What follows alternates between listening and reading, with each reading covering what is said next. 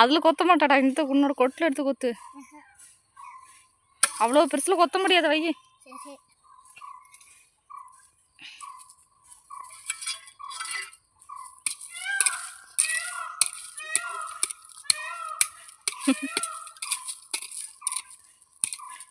என் பையனும் என் கூட சேர்ந்து கொத்துறான் காடு.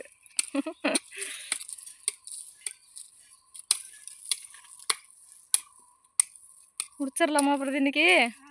ம் சரி, கொத்தில் இன்னைக்கு காட்டை முடிச்சிடணும்.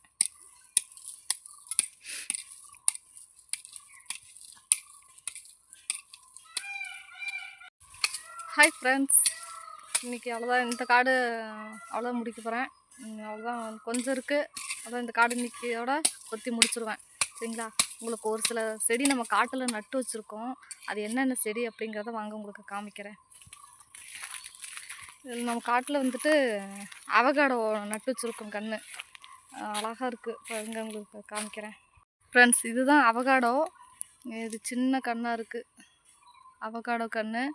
இன்னொரு கன்று இது பாருங்க, அவகாடோ. அதை விட இது வந்து கொஞ்சம் பெருசாக இருக்குது நட்டு வச்சுருக்கிற கன்று. அப்புறங்க இந்த அடி இங்கே இருக்குது. இதில் வந்து அவகாடோ வந்து இது வந்து கொஞ்சம் நல்லா ஹைட்டாக வளர்ந்துருச்சு. பக்கத்துலேயே காப்பி பூவும் எல்லாம் பூரா பூ விட்டுருக்குது. உங்களுக்கு அப்படியே இன்னொரு செடியை காமிக்கிறேன் பாருங்க.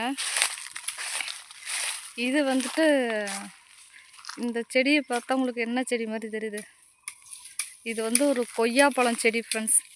இது வந்து ஒரு பன்னீர் கொய்யாப்பழம் அப்படின்னு சொல்லுவோம். இது வந்து ரொம்ப பெருசு பெருசாக இருக்காது. இந்த இந்த இந்த சைஸுக்கு சின்னதாக தான் இருக்கும். இதில் எல்லாமே இன்னும் காய் வரல. இப்போ சின்ன சின்ன கன்னாக இருக்குது. இந்த மாதிரிக்கு நம்ம வந்து நம்ம காட்டில் 3 கொய்யாப்பழம் செடி நட்டு வச்சுருக்கோம்.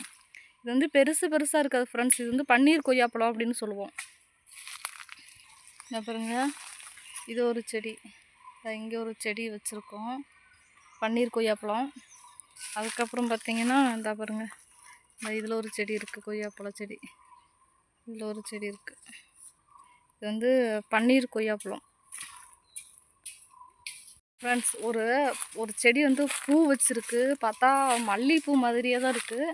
அது வந்து நாங்கள் என்ன சொல்லுவோம்னா மைசூர் மல்லி அப்படின்னு சொல்லுவோம். அந்த பூவை உங்களுக்கு காமிக்கிறேன் பாருங்கள். அந்த பூ ஆனால் வாசம் வந்து அப்படியே என்ன ஒரு சென்ட்டு நம்ம யூஸ் பண்ணால் அது எப்படி ஒரு வாசம் வருமோ அந்த மாதிரி இந்த பூவோட வாசம் வந்து அவ்வளோ வாசமாக இருக்குங்க பாருங்க. சரிங்களா? இது எல்லாமே ஏற்கனவே பூ வந்து எல்லாமே காஞ்சிருச்சு பாருங்க. இது எல்லாமே காஞ்சிருச்சு. இதை பார்த்தீங்களா? பூவு அப்படியே வாசம் வந்து அப்படியே ஒரு சென்ட்டு வாசம் மாதிரி இருக்குது. அவ்வளோ வாசமாக இருக்குது இந்த பூவு. இந்த பூவை வந்து நாங்கள் மைசூர் மல்லி அப்படின்னு அதை சொல்லுவோம். நான் சின்ன பிள்ளையெல்லாம் இருக்கும்போது இந்த பூவெல்லாம் வைக்கக்கூடாது அப்படின்வாங்க. ஆனால் இந்த பூவை வந்து வைக்கலாம். இந்த மல்லியை வந்து நம்ம வைக்கலாம் பாருங்கள். உங்களுக்கு ஃபுல்லாகவே காமிக்கிறேன் பாருங்கள். இதை பார்க்கும்போது நம்மளுக்கு வந்துட்டு ஒரு குண்டு மல்லி எப்படி இருக்குமோ அதே மாதிரி தான் இருக்குது பாருங்கள். குண்டு மல்லி பூ மாதிரியே தான் இருக்குது இது பாருங்கள். அழகாக இருக்குது பார்த்தீங்களா மொக்கு? இது பாருங்கள். இதெல்லாம் இந்த காஞ்சு போனது வந்து ஏற்கனவே எல்லாம் பூவெல்லாம் அளந்து எல்லாம் ஃபுல்லாகவே காஞ்சிருச்சு. எவ்வளோ அழகாக இருக்குது பாருங்கள். இதுக்கு எனக்கு தெரிஞ்சு இதுக்கு என்ன பேருன்னு தெரியல. ஆனால் எங்கள் ஊரில் நாங்கள் வந்து இதை மைசூர் மல்லி அப்படின்னு சொல்லுவோம் இந்த பூவை. வாசம் வந்து ஒரு சென்ட்டு வாசம் மாதிரியே இருக்கும் இந்த பூவு. அவ்வளோ ஒரு வாசமாக இருக்கும் பார்த்தீங்களா? குண்டு மல்லி மாதிரியே இருக்குது. அழகாக இருக்குது ஃப்ரெண்ட்ஸ் இந்த பூவு. இந்த செடியை பாருங்க, உங்களுக்கு ஃபுல்லாக காமிக்கிறேன். இந்த செடி வந்து இப்படி தான் இருக்கும் பாருங்க. இலையை பார்த்தோம்னா நம்ம தாமரை பூ இலை மாதிரியே தான் இருக்கும். நல்லா பெருசு பெருசாக இலை.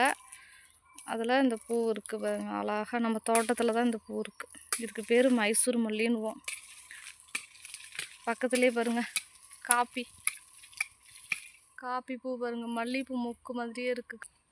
காப்பி பழம் பிஞ்சு ஃப்ரெண்ட்ஸ். இது நம்ம காட்டில் இருக்கக்கூடிய செடி ஏலக்காய் இருக்குது இல்லைங்களா? இந்த ஏலக்காவோட செடி நட்டு வச்சுருக்கோம். சும்மா ஒரு 2 அடி மட்டும் நட்டு வச்சுருக்கோம் ஏலை செடி. இதை பாருங்க. இதில் பார்த்தீங்கன்னா இங்கே கீழே இருக்குது பார்த்தீங்களா? இந்த இடம் இந்த இடத்துல தான் நம்மளுக்கு காய் வரும். அதாவது இந்த பாருங்க, ஏற்கனவே காய் வந்துருக்கு பாருங்க. இந்த இடம் தான் ஃப்ரெண்ட்ஸ், இதே பாருங்க இருக்குது.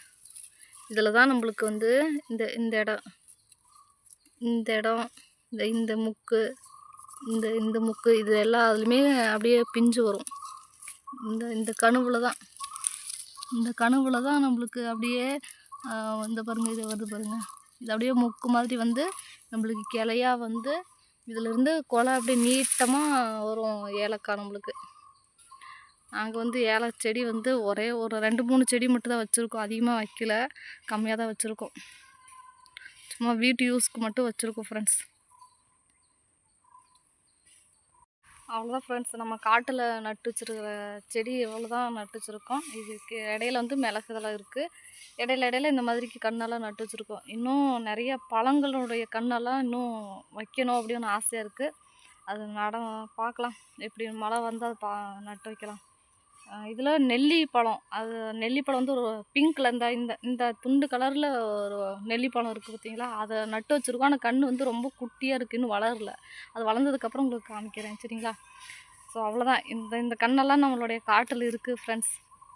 ஸோ இந்த வீடியோ அவ்வளோதான் முடிஞ்சது. இந்த காடும் நான் முடிச்சிட்டேன். நம்மளுடைய காட்டில் நட்டு வச்சுருக்கிற கன்று எல்லாமே இது உங்களுக்கு காமிச்சிட்டேன்னு நினைக்கிறேன்.